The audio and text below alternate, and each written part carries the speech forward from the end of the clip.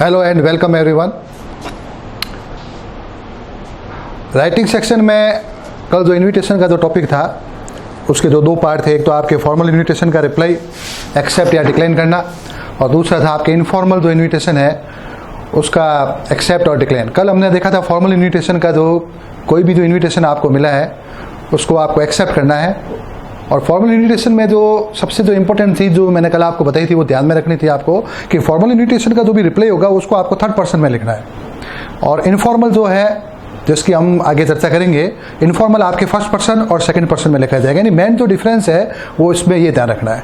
दूसरी चीज़ कल हमने चर्चा की थी कि फॉर्मल जो इनविटेशन है उसमें आपको सैल्यूटेशन का यूज़ नहीं करना है, किसी प्रकार से किसी भी पर्सन को जो भी आपका सेंडर है उसको एड्रेस नहीं करना है, यानी माय डियर फ्रेंड या रेस्पेक्टेड सर, उसका यूज़ आपको नहीं करना है। तीसरी चीज़ हमने देखी थी कि सब्सक्रिप्शन का यूज़ इसमें नहीं होगा, यानी किसी प्रकार से जो भी yours ओबीडिएंटली, yours faithfully, yours sincerely, yours loving son, तो यानी मेन चीज़ें हमने कल देखी थी। इसका फॉर्मेट भी हमने कल आपको बोर्ड के ऊपर समझाया था, इसका फॉर्मूला भी लिखा था।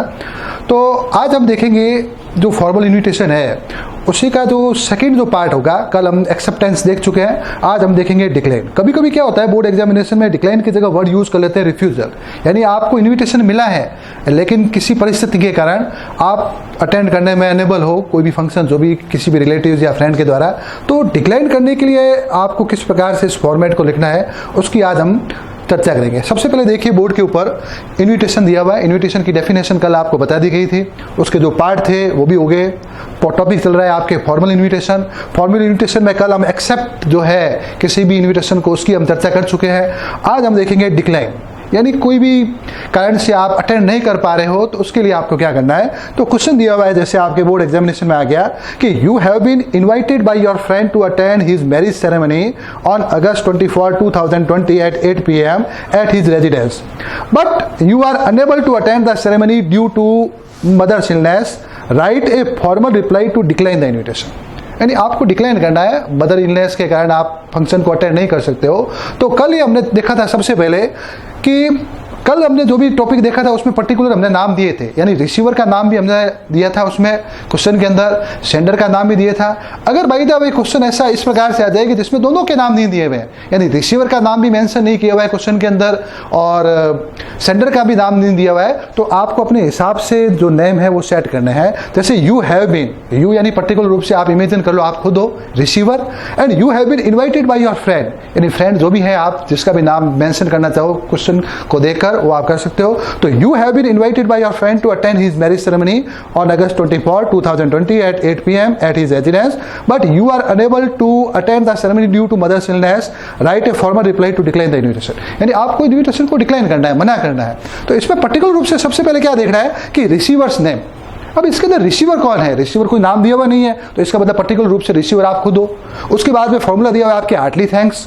उसके बाद में सेंडर्स नेम, यानी जिसको आपको रिप्लाई करना है। उसके बाद में इवेंट कौन सा है, इवेंट हो गया आपके मैरिज सेरेमनी। डेट आपकी दी हुई है क्वेश्चन के अंदर August 24, टाइम आपके दिया हुआ है इसके अंदर, और वेन्यू और प्लेस दिया हुआ है। अब इसको आपको सेट करना है फॉर्मेट के अंदर। तो कल ही हमने देखा था सबसे पहले रिसीवर्स नेम हो गया, फिर हार्टली थैंक्स, उसके बाद में सेंडर्स नेम, और फिर उसको सेट करके अब लाइन आपको सिर्फ एक ही चेंज करनी है। कल हमने जो भी क्वेश्चन देखा था उसके अंदर क्या था आपके पर्टिकुलर रूप से कि आपको स्वीकार करना है, एक्सेप्ट करना है। तो she has great pleasure in accepting the invitation, he has great pleasure. अब इस लाइन को आपको एक रिमूव करना है। इस लाइन को रिमूव करके एक नेक्स्ट लाइन जो होगी जिसमें डिक्लाइन करने वाली वो उसमें आपको ऐड करनी है।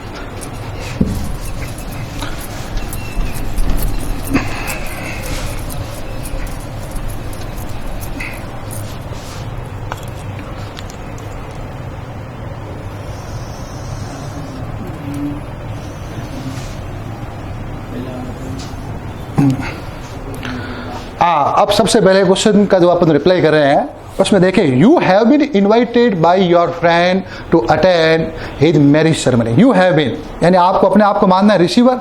फॉर्मूला आपको कल फॉर्मेट भी बता दिया था, रिसीवर्स नेम आप अपना खुद का नाम लो।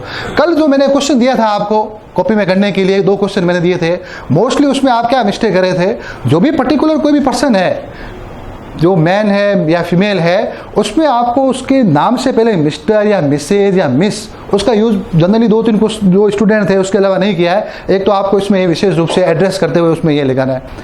दूसरी चीज जो पर्टिकुलर रूप से आपको ध्यान रखना है कि रिसीवर पर्टिकुलर रूप से अगर एक है ही है या सी, यानी जो भी है, तो आपको उसमें ही सी है, अगर दो है पर्टिकुलर रूप से मिस्टर एंड मिसेज, तब आपको दे का यूज करना है। तो बहुत सारे विद्यार्थियों ने क्या किया, किसी ने ही लगाया, किसी ने सी लगाया। पर्टिकुलर देखना है कि रिसीवर कौन है। रिसीवर जैसे मिस्टर एंड मिसेज शर्मा या मिस्टर एंड मिसेज वर्मा, तब आपको दे का यूज करना है। अगर केवल पर्टिकुलर रूप से एक ही नेम है रिसीवर का, तो अगर मेल है तो आपको ई का यूज करना है, फीमेल है तो आपको सी का यूज करना है। ये मिस्टेक थी, कल मैंने क्वेश्चन आपको दिए थे, दोनों देखे, ये मिस्टेक आपको करनी नहीं है। तो आज के क्वेश्चन को हम देख लेते हैं कि you have been invited by your friend to attend his marriage. You यानी पर्टिकुलर रूप से आप अपना खुद का नाम लिख सकते हो, तो मिस्टर रमेश, जो भी आप नाम लिखना चाहो, रिसीवर नेम है mister Ramesh Sharma.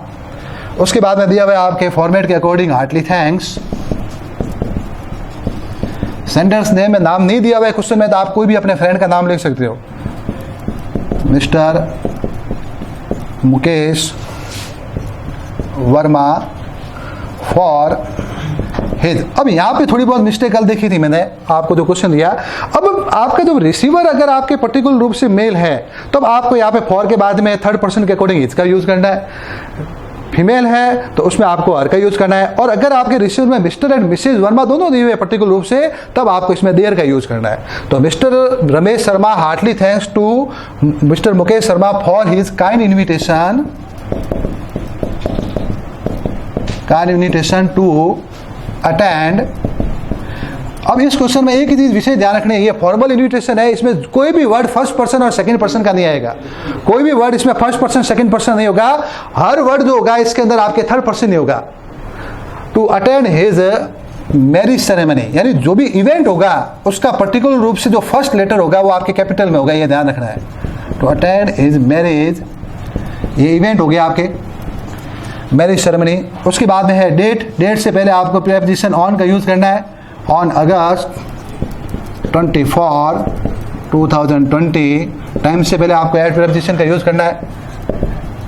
8 PM at his residence.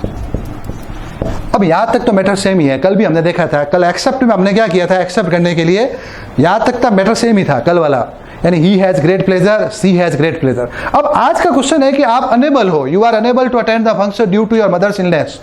तो अब आपको मना करना है इसके अंदर। तो अब इसमें पर्टिकुलर रूप से आप दोनों दो तरीके से लिख सकते हो। थर्ड पर्सन में लिखना है, but regret for being unable to attend the ceremony, attend the function.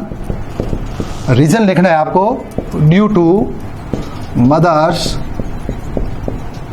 Illness. यहां तक हो गया, नहीं डिक्लाइन हो गया आपके। अब जब नहीं जा सकते हो तो आपको शुभकामनाएं तो देनी ही है, तो उसके लिए आपको ऐड करना पड़ेगा, ही wishes every success of this function. और नीचे से आपको बंद करना ही है। तो ये आपके एग्जाम में क्वेश्चन आ जाए कि आपको डिक्लाइन करना है, मना करना है। कल वाले में हमने कुछ परिवर्तन नहीं किया। कल की जो एक लाइन थी, he has great pleasure in accepting the invitation, उसकी जगह हमने लाइन ऐड कर दी है, but regret for being unable to attend the function due to mother's illness, यानी रिजल्ट लिखना है। अब अगर आपको ये रिग्रेट वगैरह भी याद नहीं रहते हैं कि भाई सर इससे थोड़ा, तो आप पर्टिकुलर रूप से बट ही इज अनेबल कर सकते हो, या she is unable to attend the function भी कर सकते हो अगर शॉर्ट में लिखना चाहो तो ये हो गया आपके फॉर्मल इन्विटेशन के दो पार्ट थे। कल हमने एक्सेप्ट के बारे में चर्चा की। एक्सेप्ट करने के लिए थोड़ा बहुत चेंजेस किया हमने, आज कुछ चेंजेस नहीं किया है। और एक फॉर्मूला जो है वो आपको पर्टिकुलर याद रखना है, receivers name, heartily thanks, senders name, event, date, time और जो प्लेस है, और उसके बाद में एक्सेप्ट करना है तो ही हैज, सी हैज, और मना करना है तो but regret for being unable, या but he is unable to, या सी इज अनेबल टू, इसके अकॉर्डिंग। ये 4 नंबर का क्वेश्चन आपके बोर्ड एग्जामिनेशन में आता है, और इसको आपको विशेष रूप से, और ये कंफ्यूज मत होना, कभी कभी डिक्लाइन की जगह वर्ड रिफ्यूजल भी दे देते हैं, दोनों सेम ही है, इसका सिनोनिमस है, इसको ध्यान रखना है आपको विशेष रूप से। तो ये था आपके फॉर्मल इन्विटेशन के दोनों पार्ट हो चुके हैं आज।